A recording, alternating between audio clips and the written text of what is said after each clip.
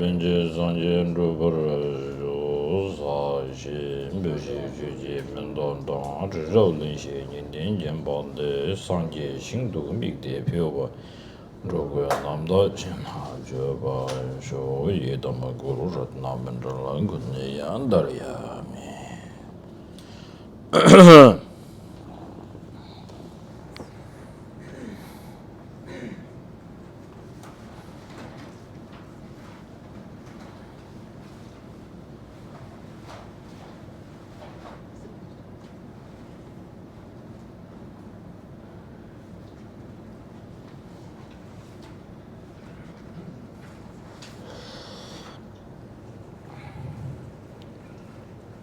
So normally when we recite Migzima, so when we say Mingme Zive Dejin Jirisi, Chime Kimbe Ombun Jambe Yang, Debong Ma Lejum Sangweda, Kangjin Kebe Zujin Zongkaba, Losang Trabe Shabla Soa De. In the beginning, when we say Mingme Zive Dejin Jirisi. So now when we talk about three types of the compassion, one is just merely compassion, just saying that wish I can help other sentient beings to eliminate their suffering. So for that, may I can give the antidote to them. That kind of wish. The second is seeing, just not seeing the mere suffering, but more seeing the how they are suffering, more their mistaken mind, how it's really deceiving or really bringing some kind of influence of that, how they are influenced by the ignorance mind or the permanent. They hold to this permanent, and then all this anger, attachment that comes very strongly. Seeing this, so if I don't teach them, and then if I don't train their mind, there's no way, other way to help them. So that is the second one. In the Tibetan, it is called Chelmebi Ningje, something like. I really don't know how to translate that in English. It is Che is like a Dharma, so Dharma object, something. I really don't know. You go and check with AI later. So then third one. So now that's the Mingme Zive Jijin Jirisi. That is the third one. That one is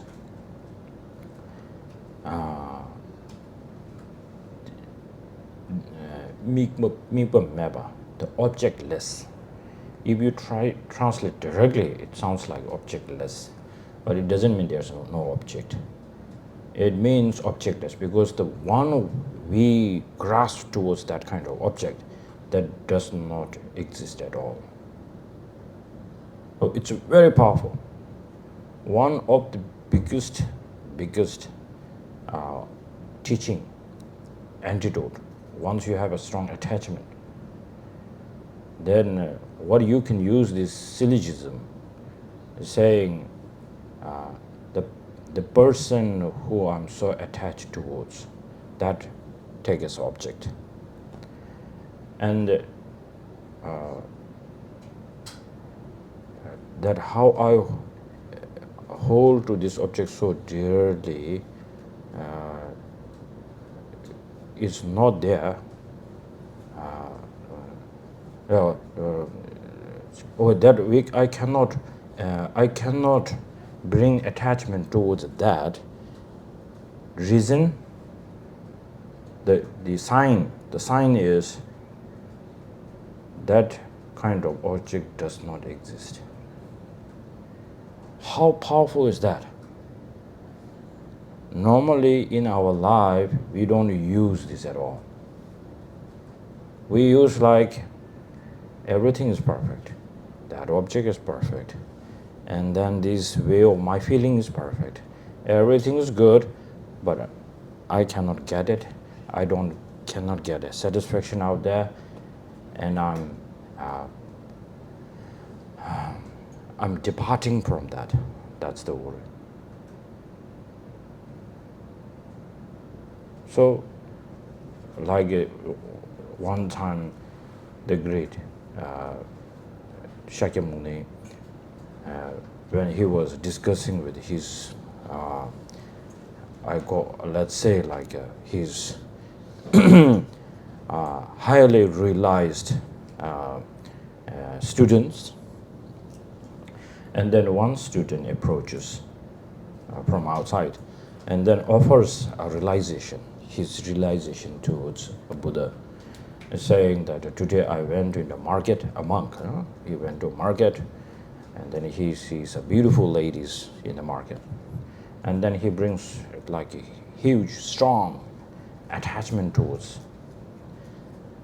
Then he feels so ashamed as a monk and having strong attachment, so very shameful. So he went somewhere corner and meditate, and he meditated on the impermanence, and then his attachment goes down, and he offered this.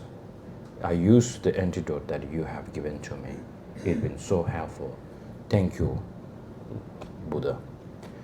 So then he left, and then Buddha, maybe with skillfully, he smiled to that monk, and then once that monk left, and then he turns to the highly realized practitioners around him, his students, and then he asked, should I take this offering from him? Should I be pleased with this kind of offering? And then all others were just like, with the respect to Buddha, couldn't say anything. Then Buddha said, no, I call this stupidity. I call this stupidity way or method. I don't call this is on the path. I always teach my students, be on a path. This is another path.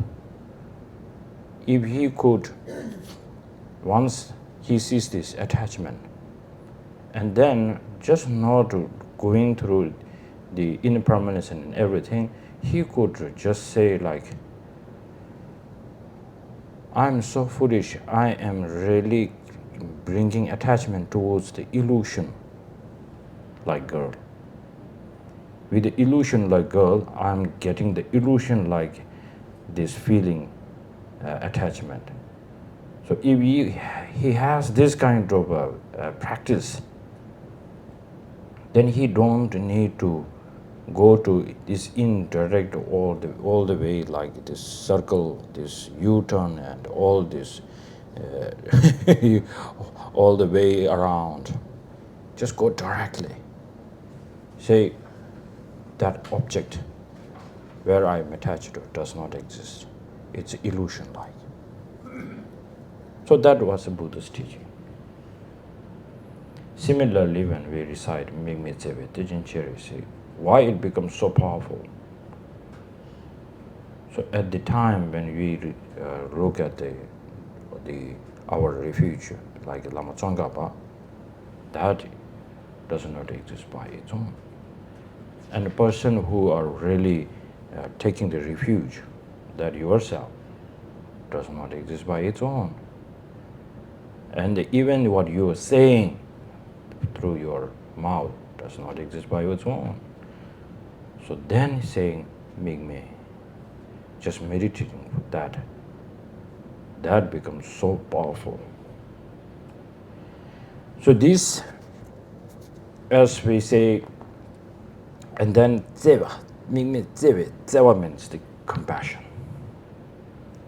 And then this teaching, I got it from the Guru. You are like you are who, not other than the Avalokiteshvara. saying like, I have met Chenrezig, the emanation of the Chenrezig many times, but now you are the one of all the Chenrezig that I am receiving this teaching. So that becomes quite powerful. So normally we ask some question of who is Chenrezig? What is the story behind Chenrezig? We ask the question like there's one individual person. But this is not important. That in the Tantra it says who is Chenrezig? He is not other than the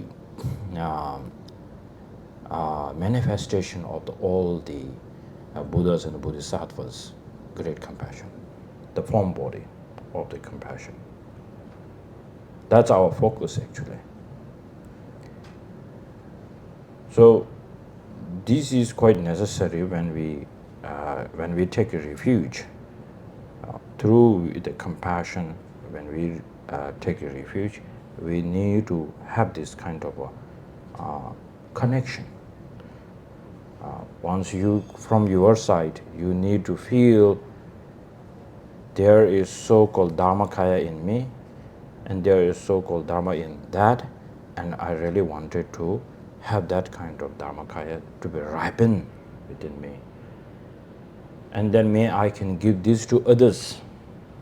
So then it connects to the great compassion. So this this morning, when we are meditating on the verse by the seventh Dalai Lama, it clearly says that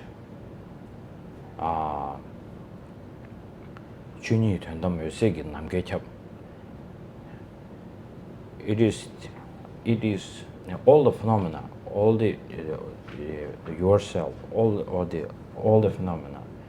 This all are. If you could see the true nature, it is there already. It's not like Buddha says there it is, and then it becomes something new. And once you see it, then it becomes like, oh, there it is. No, it's beginningless. It's from there. You haven't seen it. But what we need to do is to, whatever there it is, we need to see it. That's called reality, isn't it? So Buddha sometimes says like, even I come, all the Buddhas come or not, doesn't matter. The emptiness is emptiness. The nature is nature. There is no change on that.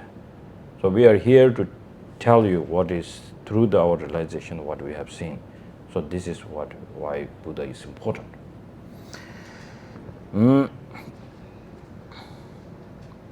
Now, if you look at my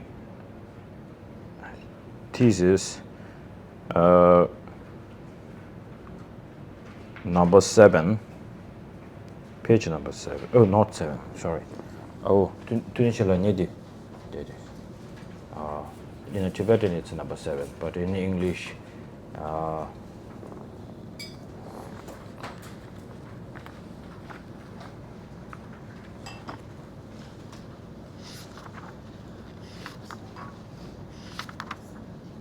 yeah, 18.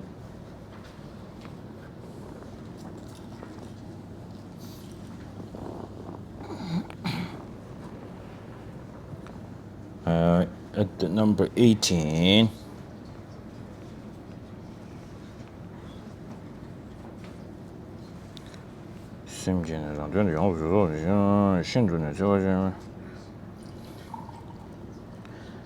okay, we could go to number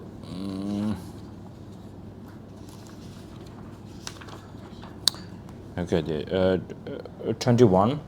At the 21, one thing to discuss it with you guys is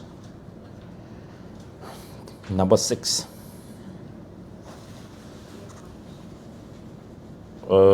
When there are 6 causes and the result, 7 is the result.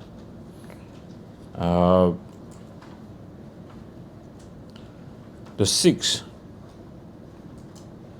The fifth one is compassion, right? And this pure, superior, altruistic intent. What is that? A great compassion. Okay, that's good. So then what is the number 5? There's a compassion. So what the difference between that? What's that? Number 5 still attachment. Or there's still a content attachment. It's still with the attachment. Yeah.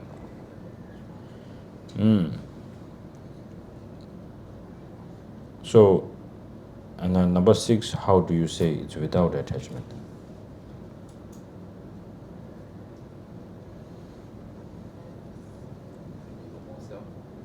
What's that?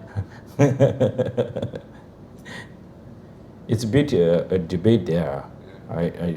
We debate a lot in the monastery, so I still remember that. So number 5 and number 6, what are the differences? So number 5 and number 6, it's quite very similar actually. Motivation is bit there already, but at the now that's why I focus on my thesis, because it's not very clearly. Many times, normally, if you ask this question, people will just give an answer saying like, well, before it's more like a great compassion that I wish I really can do it. It's more like inspiring, aspiring bodhicitta, like wish I can do it. The third one is really like a strong motivation to engage in. More it's like engaging on that when we have this superior the intent which that I'm going to do it. So even you say like I'm going to do it, what is that I'm going to do it? Right? What does that really mean?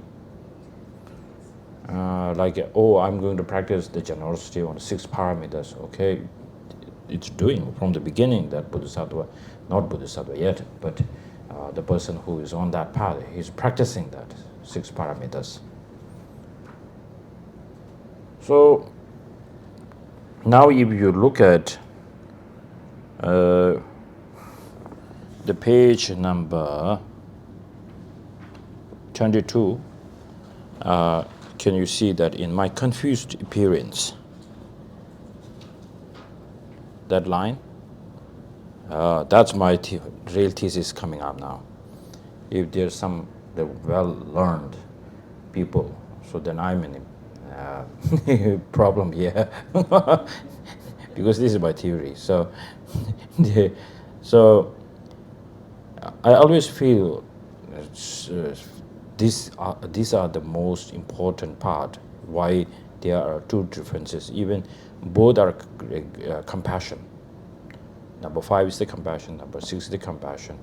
So why this is so different from put differently there?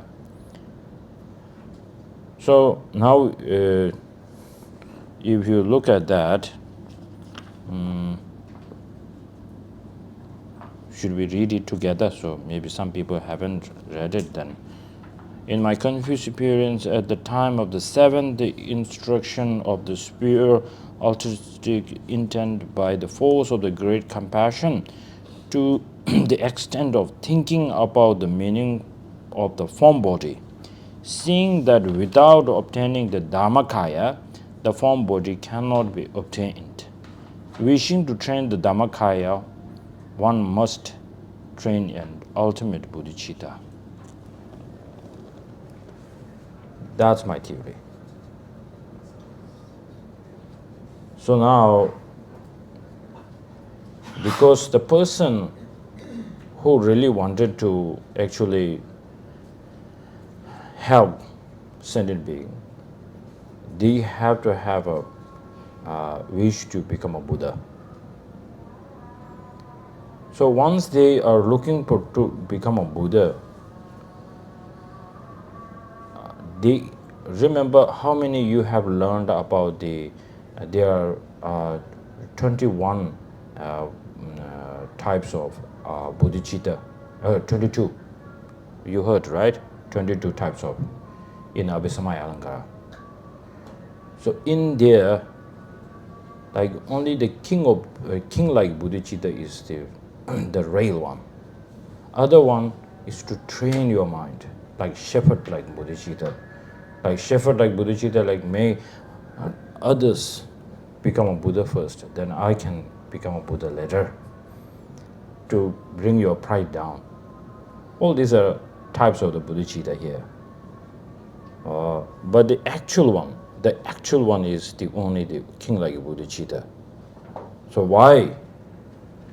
That king-like bodhicitta is like, if you cannot become a Buddha, how much you wanted to help, it will be not that beneficial.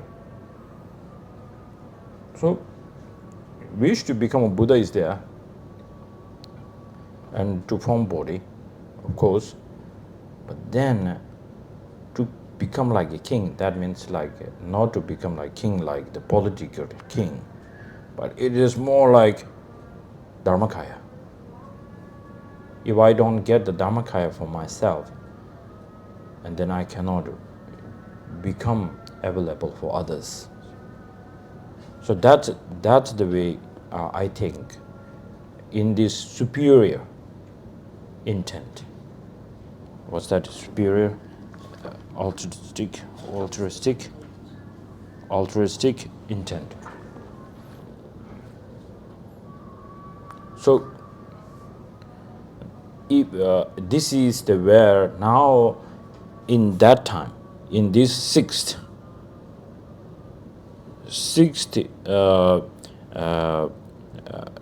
before going to the seventh, which is the bodhicitta, the real bodhicitta, in the sixth, what we really need to push our practice is the ultimate bodhicitta.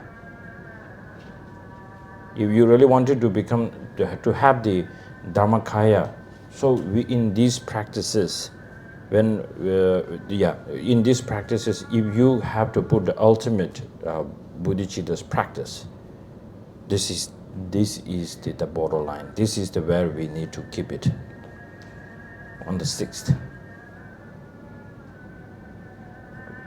I haven't seen any kind of teaching on that yet, but this is my own theory. So still you can say I don't agree with you, but unless you don't have any logic, unless you don't have any resources, you can stick with me. It's better than nothing.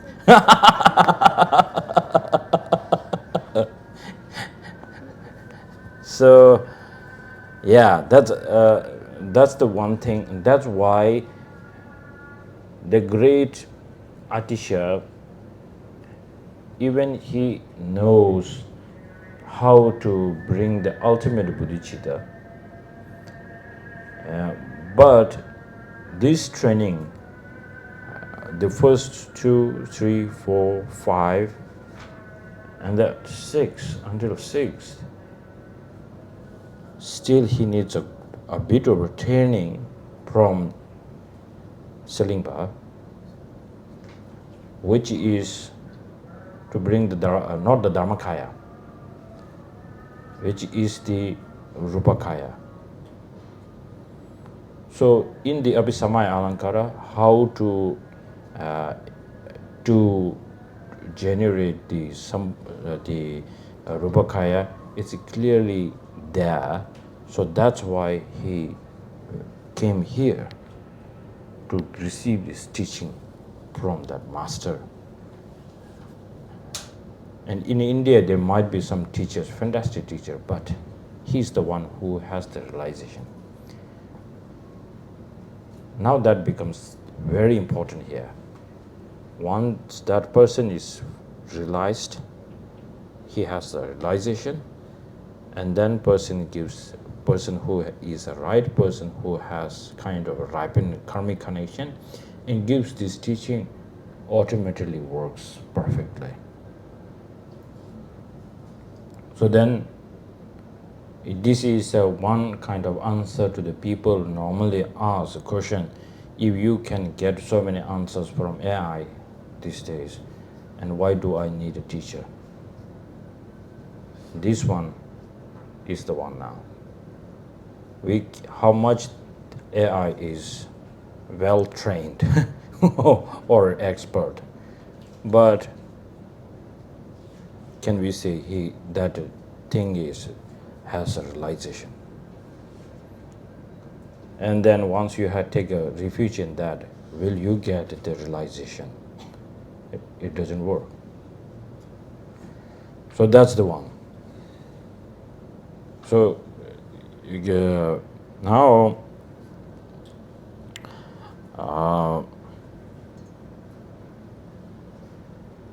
and now if you see this great quotation, number 23, by Odysseus Lamberpath.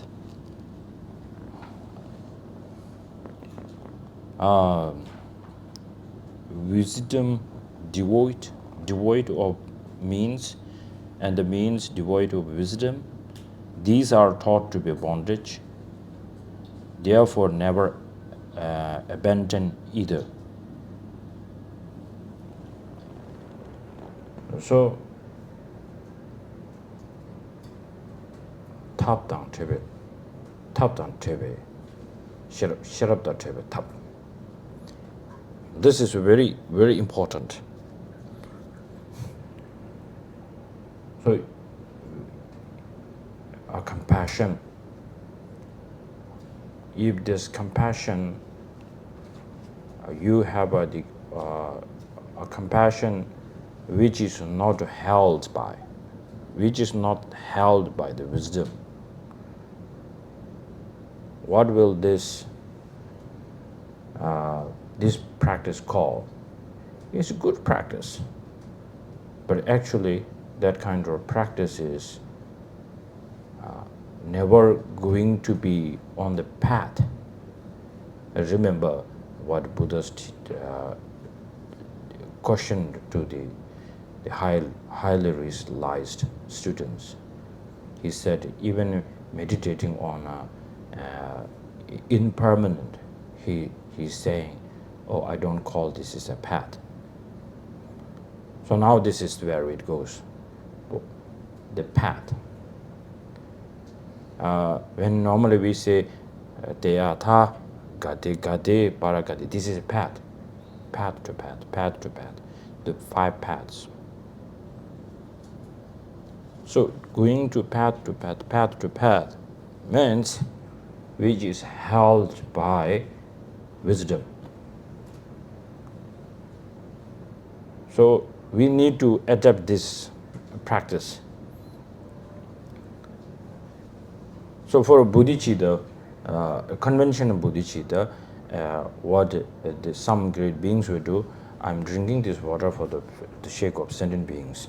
I'm taking this bread for the sake of the sentient beings. I'm sleeping for the sake of sentient beings. This they adapt this mind. This is the conventional bodhicitta, the motivating. Similarly, every time what we need to deal with is this ignorance mind, this grasping. So to loosen this kind of this grabbing. So now without this practice, you are going to grab something to think solidly, and then all your practices, all this merit, all this thing that we have put it together, accumulate together, will be ripened within the samsara. It is not going to go to Gade, Paragade. So this is very important. So now as a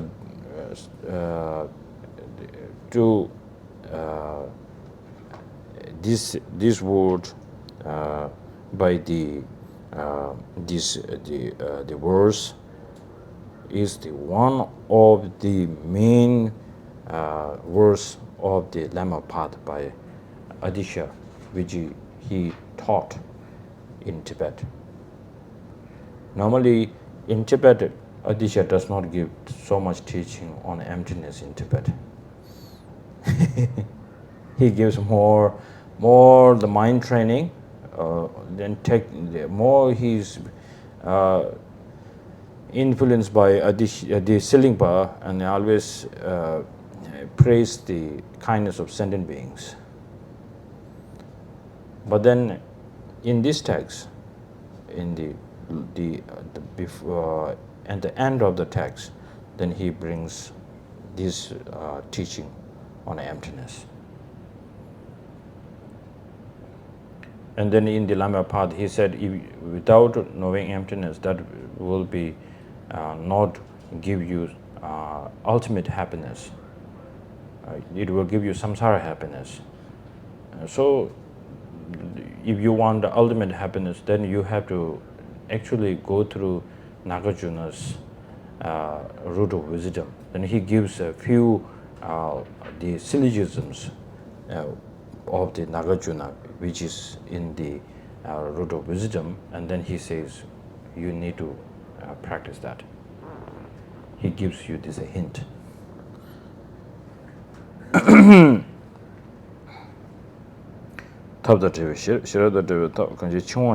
So it's very nice, It says like wisdom devoid by means, and I don't know, thought to be bondage.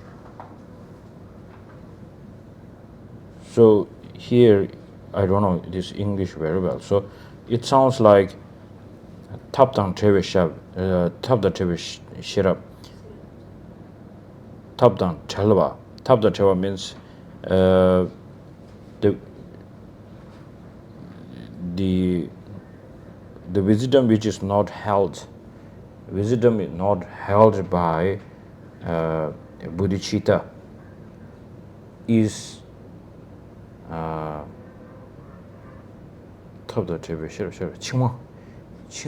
do you translate that? Grasping dinan duwe, the sik dinan duwe. Bondage. That's the one? Yeah. Okay. Thought to be a bondage. Bondage? Bondage is what not free. Bondage. Bondage. Yeah. Not free. Oh yeah. That sounds good. Simple English is better for me. It's the state of being tied up. Tied up, okay. For example, if you're a slave, you're held in bondage to your master. Oh, okay. Then now we are getting it. Oh, okay. Yeah. Okay. Not free. You're not free. Bondage to be. So now the wisdom which is not held by bodhicitta is a bondage. What kind of bondage is that? It's individual liberation. That's it. Yes, that's it.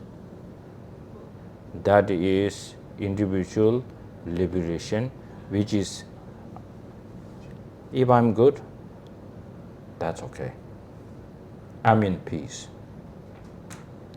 In picture you go like that.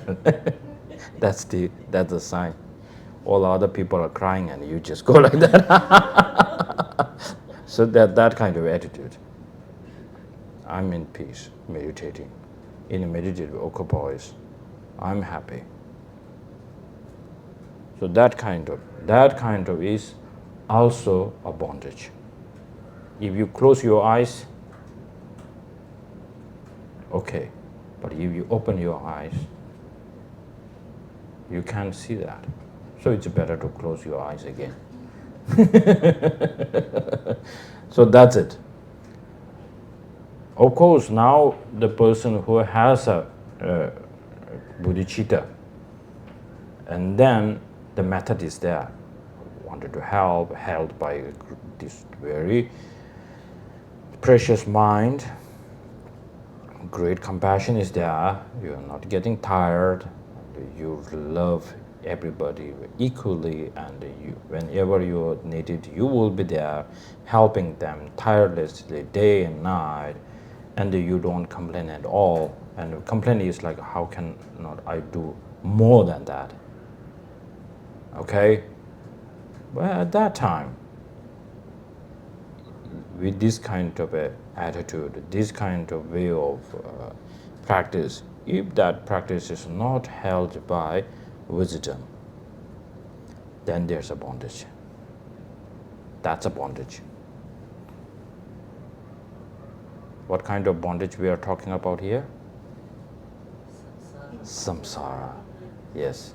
Whatever you are married, whatever the good intention you have, all this will ripen within in samsara, not than that. Is that why there's so many rich people? Not that rich people without a bodhicitta, without wisdom, they can be rich. They are enjoying that they are one of the past lives. They practice a huge generosity practices, so they got multiplied. But not enough to go up there, but still samsara. No. Yeah, that's how they enjoy here, and then next life they suffer a little bit more, I guess. I don't know, because it's like a reborn in a God's realm. At the end of the life, they see that what they are going, and they cannot deal with that. Their clairvoyance is cursed, because they can see their next life very clearly where they are going to born. We are lucky. We are so lucky. We can see it. So lucky. Do they really go extreme? I can't remember, but no need. What's that? Extreme, like if they were the godly realms, do they really go extremely down? Not necessarily, but they suffer a lot. Then they are being so much fear, discomfort, and then this is how they cannot. There's no way to practice. They cannot bring any dharma within them. There's no time for them. So it sounds like rich people's life. When some rich people, when they get so much amount of money, and then they become like super powerful, and then one time bankrupt, and then they feel like, oh, I need to go on the streets. I need to beg. And then it's better to end my own life. That's a story there, right? Fear and this inwardly concerns comes very strongly. It's there. That's kind of like in a category within the samsara. But this one right now we are talking more broader, I guess, like with the mind, if that is not held by wisdom, and mind that not held by the method, which is the bodhicitta. So what will be the result? So this is very interesting, because normally when you meditate or whatever kind of activities, dharma activities you do, it is very important to check your own mind. Even though we don't have, like person like me, I don't have the actual bodhicitta and actual wisdom, but it's really necessary to check. Even we have like a so-called bodhicitta, so-called wisdom, whether you are applying that or we are trying our best to, that is held by this the what's that called?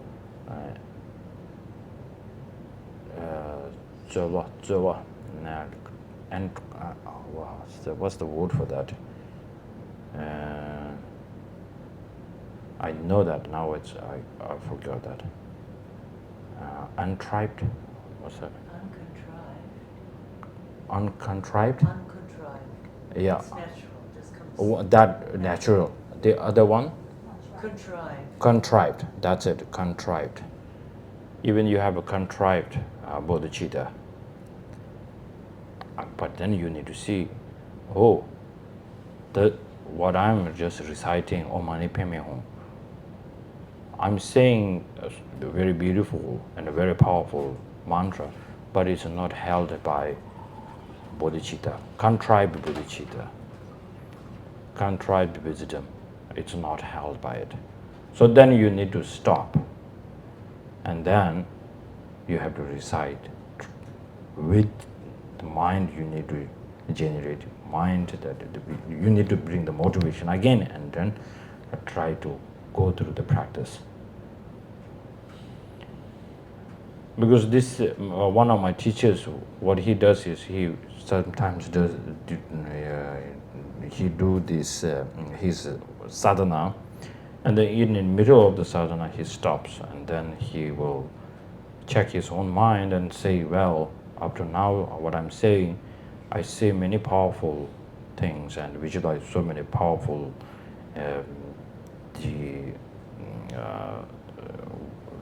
the form, body, and so on. To be honest, it is not held by wisdom. It is not held by bodhicitta. So what kind of the deity, what kind of a practice I'm looking, it is not which I really need to do it. So then he to redo from the beginning. So we need to do this. Sometimes it's fun. That's why one great master says, what is the pit instruction? One of the best pit instruction is to checking your own mind. That's adisha.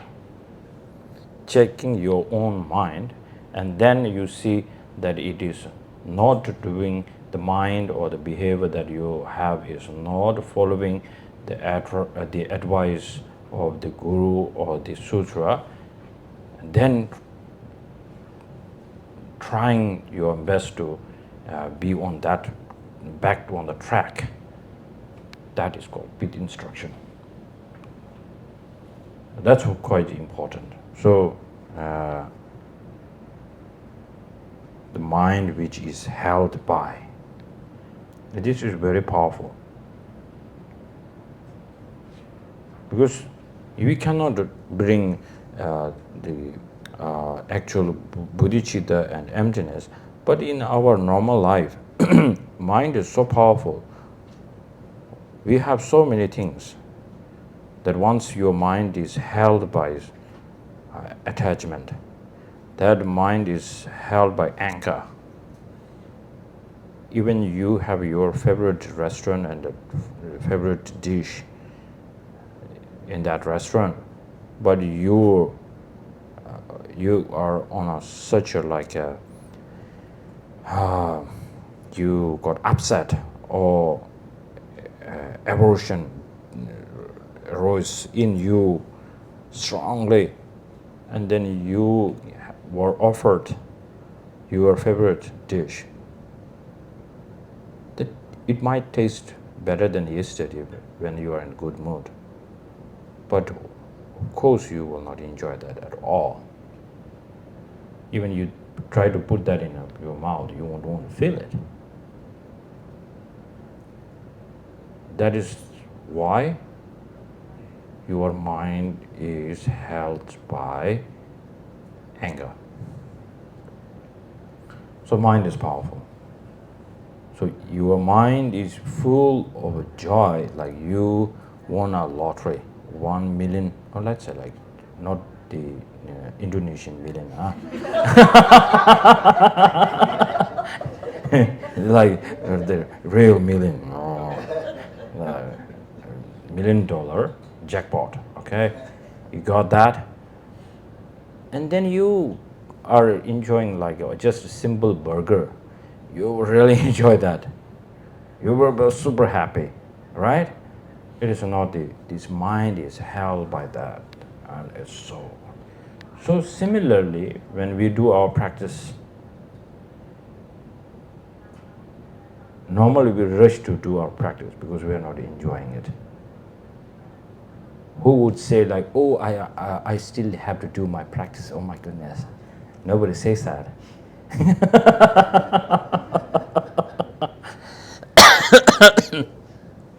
I never said that in my life, to be honest. But I feel like it's quite important. Wish I can have that. Time to time it comes, which is very necessary, I guess.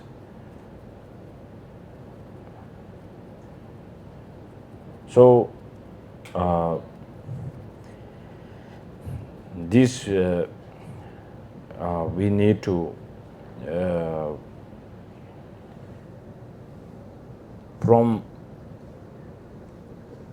this is the similar as when we talk about shamatha practice. In the shamatha practice, what we normally do is when you are having the object that you stay focused. So time to time, you have to not only just stay focused, but whenever the distraction comes up, you really need to recognize that this is the distraction. This is a distraction. How much I'm enjoying, this is distraction. And then you go back to your focus. So the feeling this is a distraction becomes, to say that, to feel that, it is so powerful. But similarly, when we do our practices, like when you feel like, I really want to have a bodhicitta, so like you feel like that, and then you are practicing, and then sometimes distraction comes. So then whatever, even your parents knock on your door, maybe your boyfriend or girlfriend comes in, you feel like, oh, this is a distraction. That's powerful. It doesn't mean that you don't like that person, you hate that person, but it's more like, what you are really enjoying that. And you can see you are so fixed here. How much you are so fixed here, the sign is you feel a little bit annoyed. This facial what is that? Expression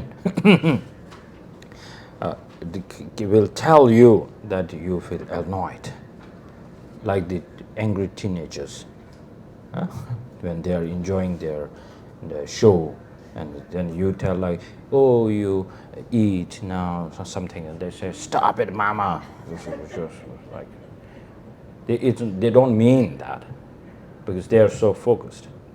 So similarly, our practice, the sign of why you are not enjoying our practice is we don't have that. We are rushed. We are rushing to do something, and then we were like, if I don't do it, I'm going to fall asleep. If I don't do this, I need to go to work. It is more like before going there is more important than doing this. So we put something like that. So that becomes kind of our habit, which you don't reserve this kind of time. Like, this is so important.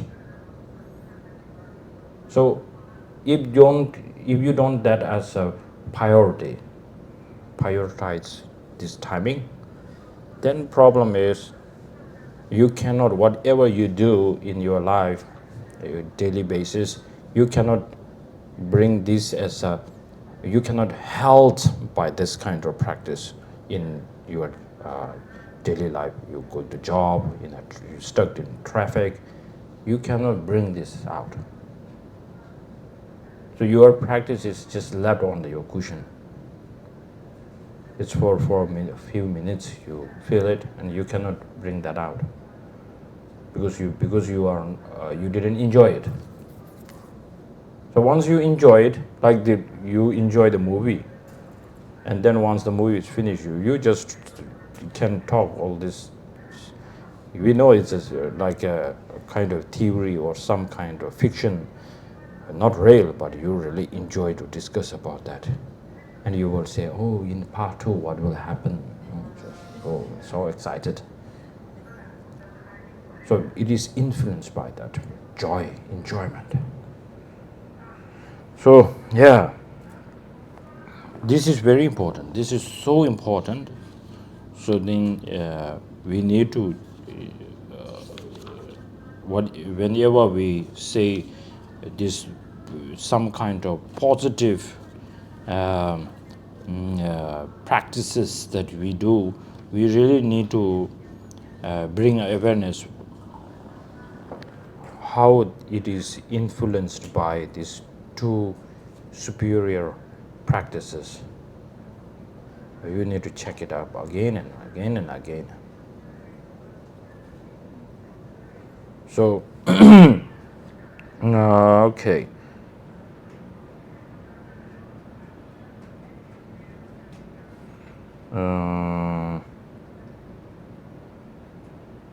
Sorry,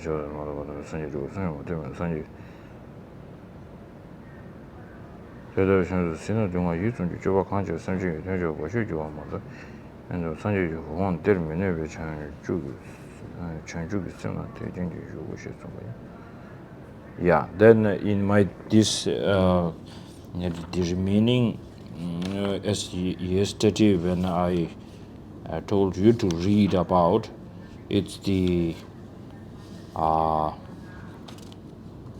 bit of also my theory about the Patika Buddha.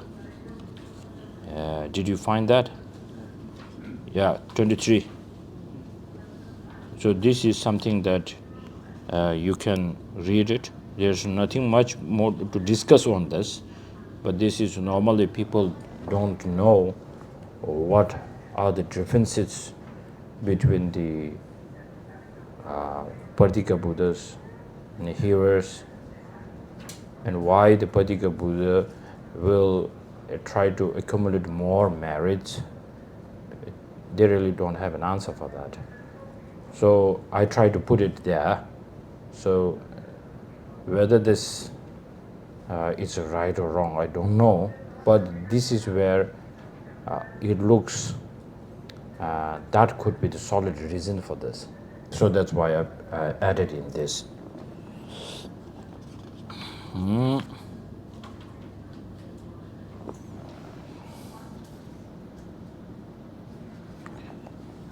The great matter,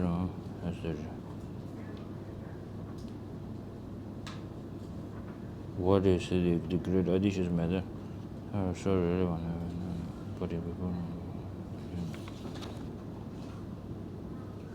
okay, yeah.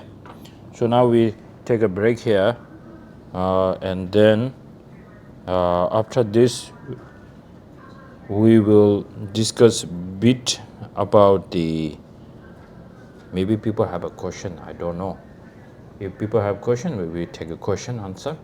If there's no question answer, then we will continue with my remaining thesis, where I had quite an important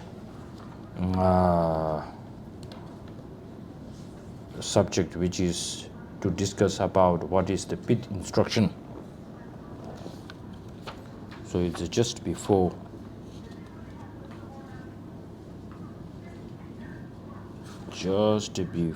Where is that?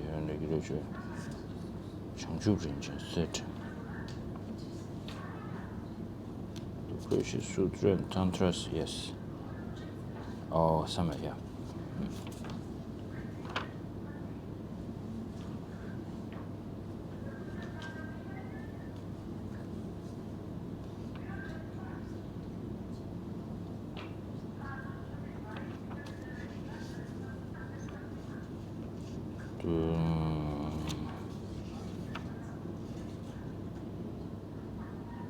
Sorry, Uno Tantra. Not that one.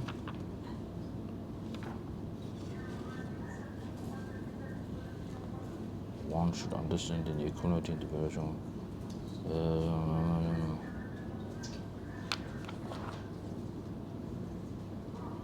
This is translated by Simon. So because it's his work, so I need to look where is my writing.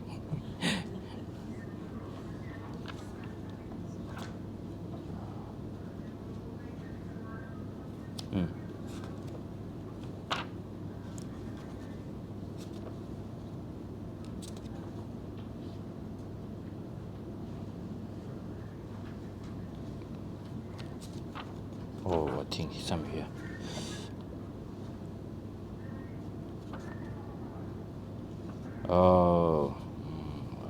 Here before the concluding, 25. That's it. Before concluding, I will clarify the intent meaning of the bit instructions by raising doubts about an important statement by the great Lord Adisha, and then citing some quotes from a great masters. No, so this one. So 25. 25. 25. Oh, 25. Yeah. Okay. Yeah. Okay, so we stop here and then take a break.